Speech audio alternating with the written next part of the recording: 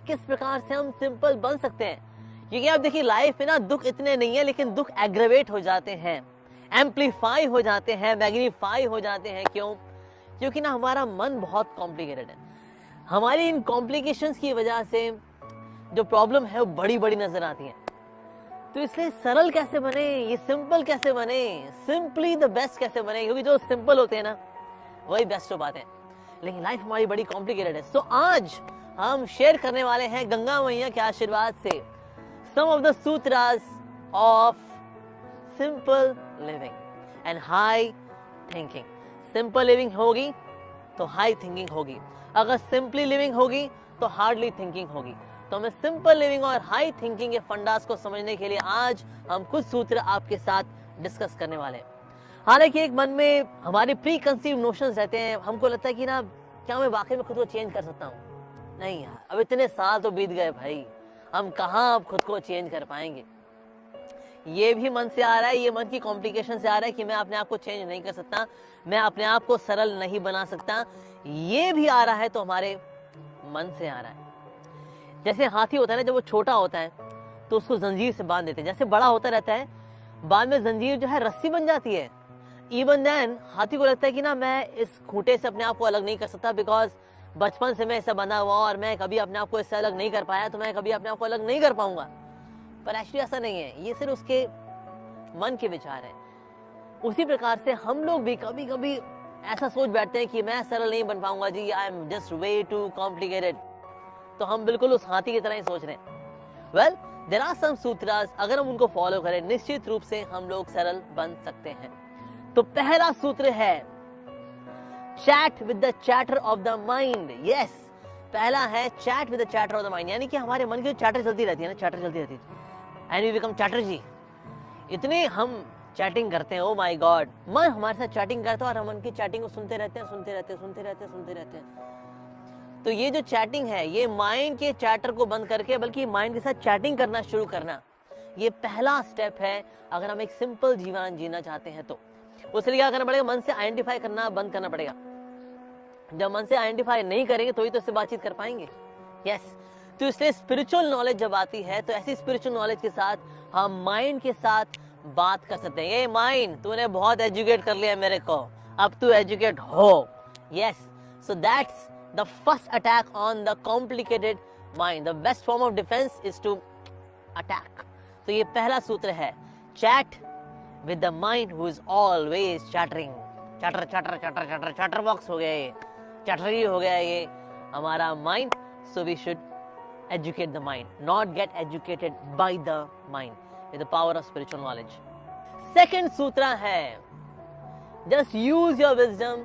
What you can control, what you cannot control. क्या चीज आपके वश में है, क्या चीज आपके वश में नहीं है।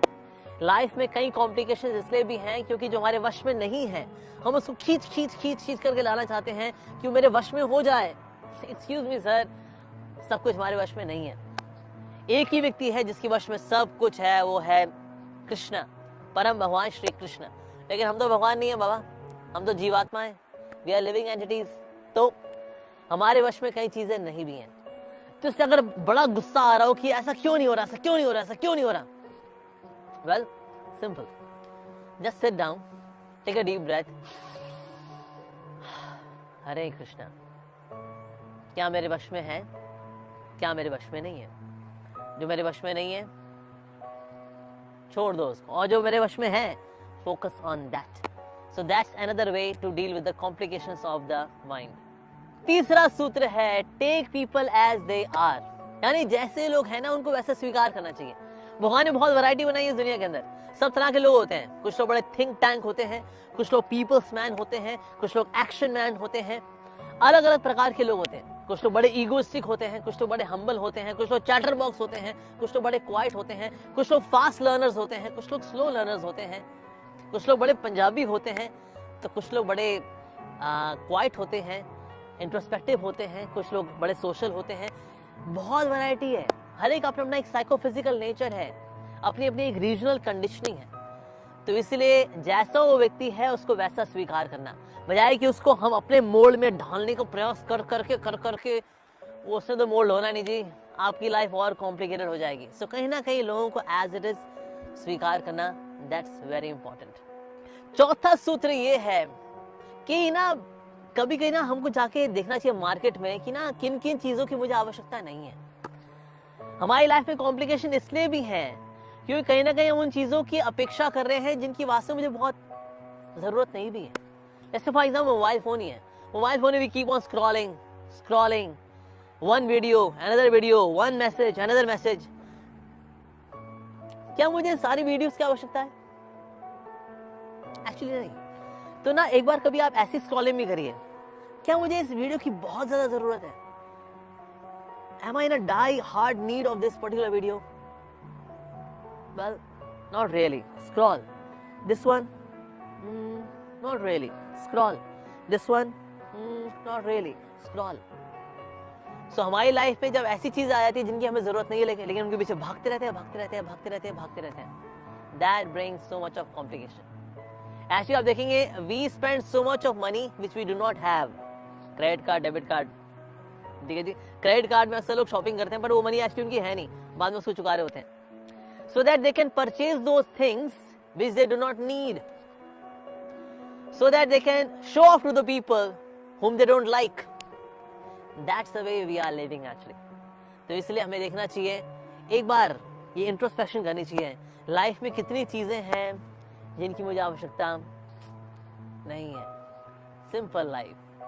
पांचवा सूत्र है that ultimately we all are unique. कहीं ना कहीं हमें ना उस यूनिकनेस को पहचानना चाहिए, और ये जो यूनिकनेस है ये भगवान ने सबको दी है। हमारे अंदर अपनी uniqueness, usually we get into comparison कि ना मैं उसकी जैसा क्यों नहीं हूं। Everyone is unique. ऐसे एक समय ना आधार कार्ड डिस्ट्रीब्यूट होना था जंगल के अंदर, तो ये डिसाइड हुआ कि जो पेड़ पे चढ़ जाएंगे उनको आधार कार्ड मिलेगा और जो पेड़ पे नहीं चढ़ पाएंगे उनको आधार कार्ड नहीं मिलेगा जी। तो अब बेचारे हाथी ने सोचा अरे मैं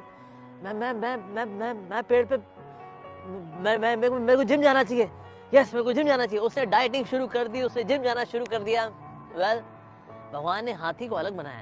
यस कुछ पक्षी हैं वो तो बल्कि पेड़ पे चढ़ेंगे नहीं, उड़ के पहुंच जाएंगे, चीता बिल्ली वगैरह है वो चढ़ जाएंगे, लेकिन हाथी बेचारा वो चाहे कितना प्रयास कर ले उस बेचारे का आधार कार्ड बनने वाला नहीं है जंगल का। But excuse me, you are unique. So कहीं ना कहीं हम ये जो कंपैरिजन करते हैं खुद का किसी और से या किसी और का किसी और से, that also brings complications in life. तो इसीलिए हर व्यक्ति यूनिक है और सबकी यूनिकनेस को भी जाने, और खास और साथ ही खुद की जो यूनिकनेस है उसको भी अप्रिशिएट करें। ये भगवान ने ये यूनिकनेस दी है, जो कमियां हैं उसको दूर करें। ऑफ कोर्स ऐसा नहीं मेरी कमियां हैं मेरी यूनिक है जी, मेरा धन है, नहीं ऐसा नहीं। कमियों पे काम करें, no doubt, but at the same time know that everyone is unique. I am also unique. So do not compare and become stressed out. The sixth sutra is that everything is temporary in this world. Know that. इस दुनिया में खुशियां भी temporary हैं और दुख भी temporary हैं। दुखों के समय में कभी कभी हम लोग बहुत कॉम्प्लिकेटेड हो जाते हैं और कभी कभी सुखों में पागल होकर के हम लोग बहुत कॉम्प्लिकेटेड हो जाते हैं। बिकॉज वी बिकम कॉम्प्लेसेंट और complicated, we become like that. तो इसलिए समझना चाहिए हर चीज टेम्परेरी है। जब कोरोना था निकल गया ना जी, फेज 1 फेज 2 फेज 3, हाँ जी निकल गया जी, टेम्परेरी है। चाहे वो अब कोई फ्लू आया हो, कोई पर्टिकुलर वायरस आया हो, बैक्टीरिया आया हो, मेरी लाइफ में पर्टिकुलर कोई दुख आया हो, किसी मुझे छोड़ दिया हो, मेरी कंपनी बर्बाद हो गई हो, ये हो गया हो, वो हो गया हो, ये डिसीज हो गई हो, ये तनाव रहा हो, फाइनेंशियल लॉस हो गया हो, कभी खुशियां भी आई होंगी, वही मेरी प्रमोशन भी हुई होगी, but as we throughout our life we see that everything is temporary. तो कहीं ना कहीं इस परमानेंस को एक्सपेक्ट करना इस टेम्परेरी वर्ल्ड के अंदर, that also brings stress and complications in life. Okay, now the seventh sutra is that we are to accept the uncertainty. Life में ऐसे अनसर्टेनिटी आती है ना, लोग बड़े स्ट्रेस्ड आउट हो जाते हैं कि ना कब क्या हो जाए, कुछ नहीं पता जी, कुछ नहीं पता जी, ये क्या जी। Excuse me, when you accept the uncertainty, then uncertainty becomes adventure. जैसे कि कई लोग यहाँ पर आते हैं ऋषिकेश में बंजी जंपिंग के लिए आते हैं, but they accept the uncertainty. अब मैं गिरूंगा तो कैसा होगा सब कुछ, but they accept it and then it becomes adventure actually. So इसीलिए लाइफ में अनसर्टेनिटी को एक्सेप्ट करना चाहिए, क्योंकि लाइफ में कभी भी कुछ भी हो सकता है। Yes, so accept the uncertainty and experience the adventure of life. और 8वां सूत्र है कि लाइफ को एक यूनिवर्सिटी लेकर चले जहां पर मैं सीखने के लिए आया हूं जी। यहाँ पर चाहे मेरे साथ कुछ प्लेजेंट हो या अनप्लेजेंट हो, I should have the attitude of learning. मुझे यहाँ कुछ सीखना है और उस सीख के साथ मुझे आगे बढ़ना है, because we should not just go through life, we should grow through life. लेकिन ग्रोथ कब होती है? जब लर्निंग आती है। यस, तो इसलिए लाइफ को एक यूनिवर्सिटी लेके चले। कुछ अच्छे लेसन्स भी आएंगे, कुछ बड़े प्लेजेंट वे में आएंगे लेसन्स, आपको बड़ा चलेगा वाह। और कुछ लेसन्स ऐसे भी आएंगे जो कि हथौड़ा मार होंगे, यस, जो आपको हिला के रख देंगे, झंझोड़ के रख देंगे। लेकिन आप उस सबसे जो सीखेंगे ना, वो किसी स्कूल और यूनिवर्सिटी में नहीं सीख सकते आप। यस, यूनिक लेसन, वो चाहे रिलेशनशिप में हो, चाहे आपके बिजनेस में हो, एजुकेशन में हो, सेल्फ ग्रोथ में हो, आपकी डीलिंग्स में हो, priceless lessons. Yes, so life को हमें यूनिवर्सिटी लेके चलना चाहिए, यहाँ पर हमें सीखना है। और अल्टीमेटली वो सीख कहाँ जानी चाहिए? In our evolution towards God. We evolve more and more in love towards God. So that's why we should see this life as a university. Okay, now the 9th sutra is क्षमा। माफ करना सीखना चाहिए।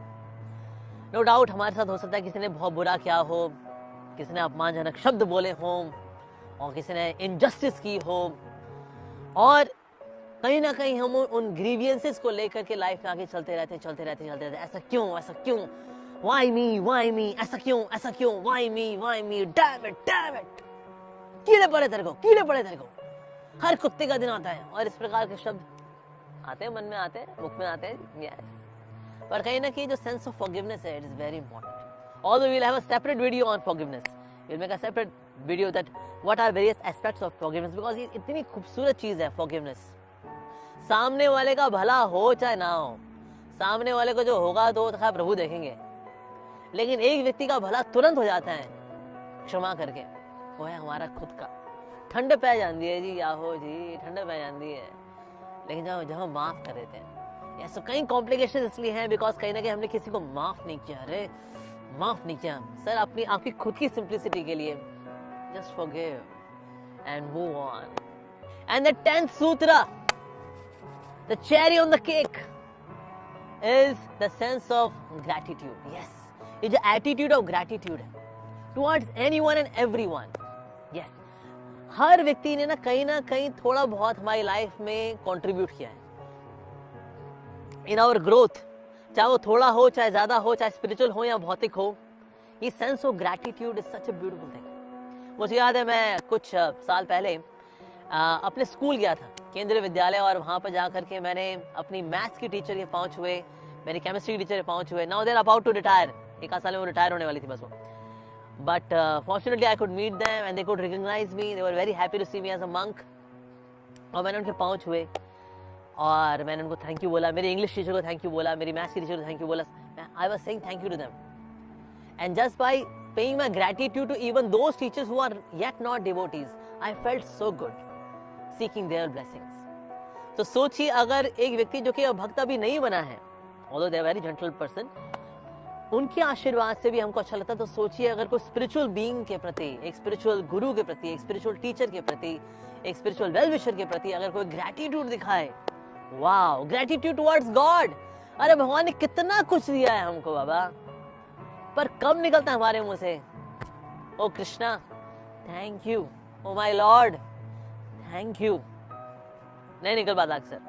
पर ये sense of gratitude is such a beautiful expression of the heart. तो इसीलिए हम चाहते हैं हमारी लाइफ सिंपल बने, इसके लिए बहुत जरूरी है सेंस ऑफ ग्रैटिट्यूड लेकर के आना। जिसने भी हमारी लाइफ में थोड़ा सा भी कंट्रीब्यूट किया है ना, थैंक यू बोलना चाहिए। कभी कभी हालांकि लोग बोलते हैं अरे हमारे रिश्ता ऐसा है, no sorries no thank yous, but excuse me, actually we should say sorry, हमारी गलती हो, and we should actually say thank you.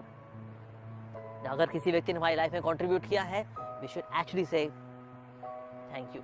So these are the 10 sutras of making our life simple.